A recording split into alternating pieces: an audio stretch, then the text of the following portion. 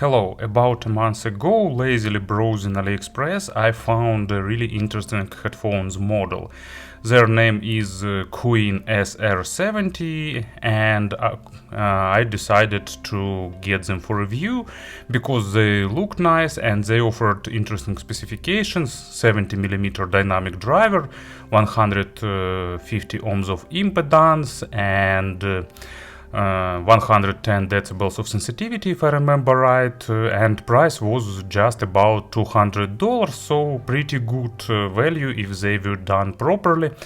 And you know, there is a slight coherence between the build quality and overall sound quality nowadays. Of course, it's not always true, but sometimes it is. And while Cooyin, actually you can see the name of the model in the video description. While they were on the way to me, also I found that the almost similar model was released under the Blonde name, Blonde BL30, with almost similar design and lower price. So I also will get Blonde soon, so we'll see if that is the same model or not, but today I will focus on the Cooyin SR70, bit reminds Ibasu label, and tell about it. So I don't know yet how they compare with Blondes, we'll see that later, but today let's have a closer look. So headphones came in simple cardboard box, no retail package, just basic cardboard.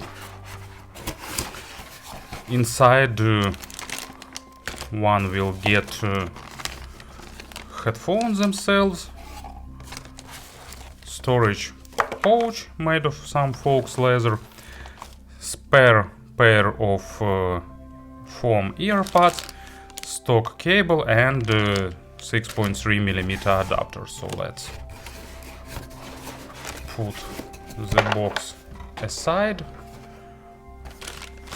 and let's have a closer look. In terms of designs, they are really good. They definitely remind some big brand designs. You can see that build quality is really nice. Almost everything is done of metal, no plastic. Good fox leather for headband. Actually, headband is made of springy steel. Headband is made replaceable. Actually, it's a really good touch, you know, because once this headband wear off, it can be replaced. I really like that idea. Also, they have this clicky size adjustment. Not free sliding, but good, well-defined clicks. And also they have nice metal grills with company's logo on it. Actually, they need to be turned upside down. This one goes here and this one here. Big, comfortable ear pads. I'm not a big fan of foam pads, but those provide pretty good isolation and nice wearing comfort because they are really soft, and I didn't have any overheating with them, because usually with leather earbuds ears can get too hot. So they fitting nicely on head. They have a good clamping force, but actually for really big heads probably finding a proper fit could be a bit problematic, but I have average head, so for me it was okay. Of course, they are almost open. You can see that there is a grill on the outer side, company's logo here and there, some embossing, probably made to easily find left and right, or it's kind of additional logo. I don't know what is it made for, some kind of signs. And cable is made replaceable. They used the most standard type of connectors. Here is adapter, you can see it's just a small basic adapter. Cable is made replaceable, regular 3.5mm jacks, so this one is left.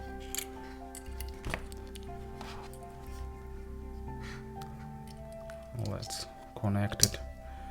This one is right. Good clamping force, so earbuds are gathering dust and small threads and linings, but they are pretty easy to clean. And inside there is a protector, so nothing won't touch the diaphragm. So you know, the creator of these headphones definitely spent some time thinking about small minor aspects. Maybe the only thing they've missed is fit on the biggest heads, but for average and small heads there won't be issues. Stock cable is nice, it's some kind of fabric coated, but almost zero microphonics effect, pretty comfortable in everyday usage, so nice cable for the non-portable headphones, and they definitely not created to be used on the street because they are almost open, so sound isolation and sound leakage is pretty high and isolation is pretty low, but that's what you can expect for the open back headphones. Anyway, in terms of design and build quality, I think it's a pretty good value for this price. And of course about the sound, you know, it's the case when you can predict the sound signature by the specifications and by the origin. In terms of specifications, 70mm dynamic driver with biocellulose membrane means big impactful bass with lot of air pumped, and this model originates from China. That means that most probably it will be tuned in the V-shaped manner, and actually that's the true case about this model. Nice big impactful bass, but actually not overdone and pretty well controlled thanks to the open back structure, and accented upper mids and lower treble, so typically V-shaped, but giving a pretty good price to quality ratio. So the ones who created this model and who tuned it did a pretty decent work. I'm not sure was it Blon or Cooyin or someone else, because I've seen also the third version of this third brand of these headphones on the AliExpress. So some OEM factory created a pretty good model that a lot of brands want to grab and to sell. Probably the biggest sales will get Blons, but I still need to compare because they have different earpads and that could probably give a different sound signature. But let's talk about the Cooyin and let's have some player on the table to show examples. They require a short burn-in, like 3 to 4 hours. That will give a bit tighter bass and bit more natural treble. Not big changes, but still. And of course adjust the headband properly to get a good seal. And in terms of sound, so bass is accented, it's pretty big, it has a good impact. Of course, it's not on the planar magnetic headphones level in terms of speed and resolution, but still for this price, resolution is pretty nice, it's pretty clean, it goes deep, controls well, so nice, fairly balanced dynamic driver.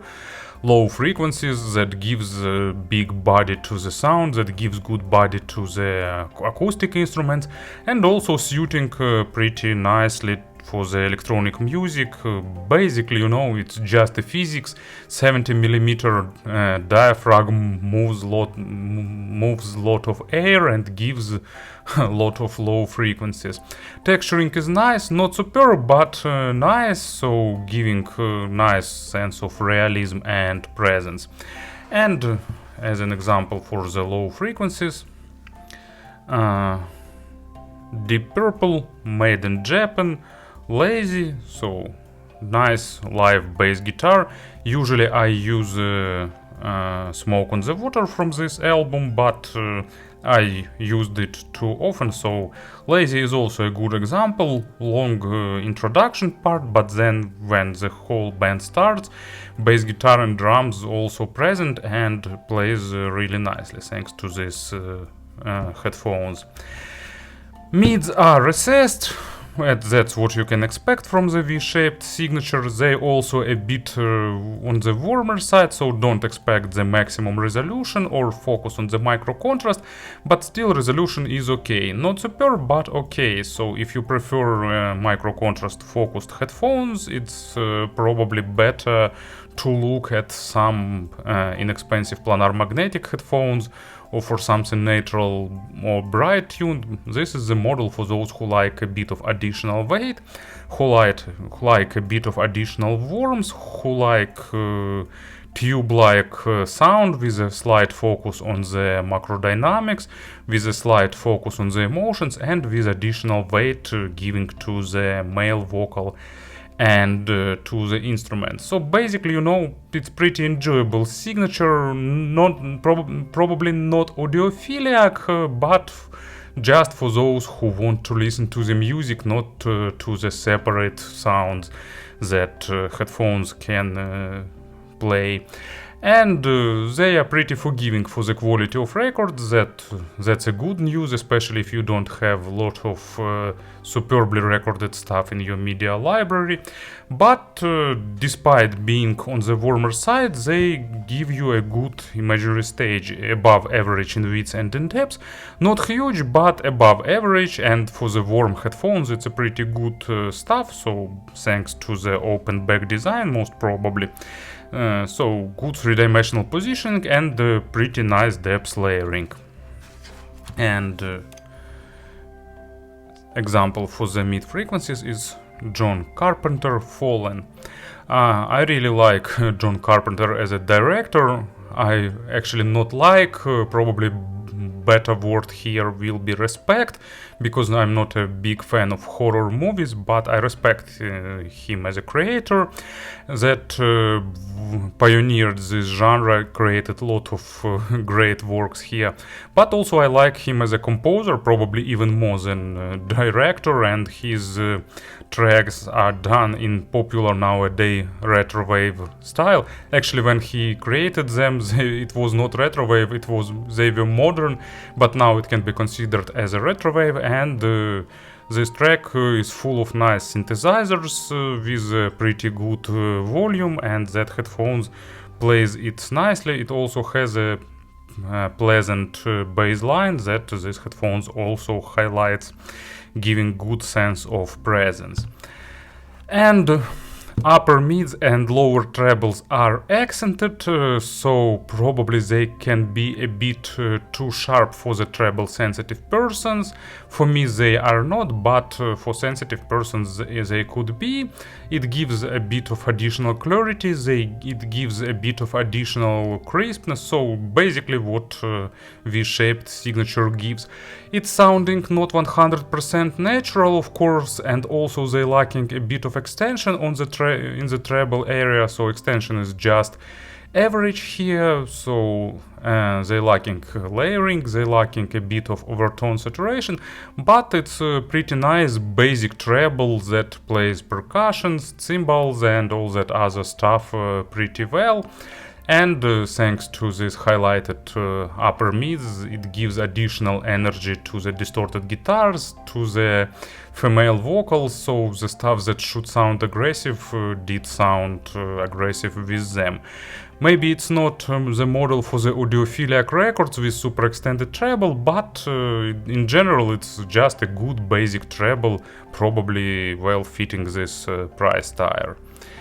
And as an example, I've got Cooyin Innuendo, really good track, and these headphones won't unveil it fully, but still plays pretty nice with it, giving a pretty good sound for cymbals and for percussions and so on.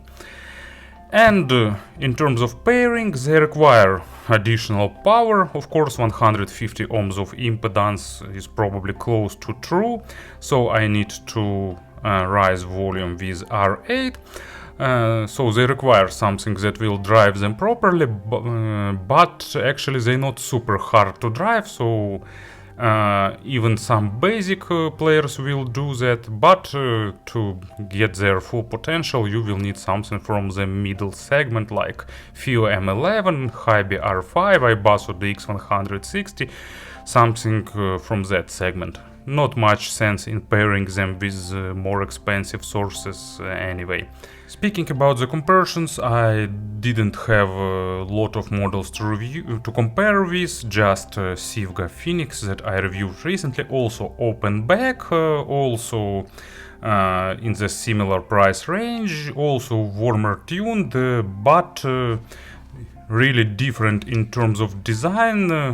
Sivga is have wooden cups, they have a bit different approach to the sound, they have smaller earpods, smaller driver, so a bit different design and a bit different size, actually not bit different sound. So this one has more weight on bass. Basically you can expect that because bigger driver used here, they also have a more V-shaped signature, a bit more forward and aggressive treble, while Sivga or Sviga, no, it's Sivga. Sivga is a bit more warmer overall with a bit less accented treble. Anyway, I really hope that in some near future I will review blondes, but you know, Cooyin is an interesting offer. I think that it will be interesting for the DIY community because they can be easily tweaked, disassembled, some tweaks applied, pads can be replaced, headband and so on. They have potential for modding, they have potential for interesting pairing experiments, and I really like their design, so it's really interesting model. Thank you for listening, thank you for your attention, and have a nice day.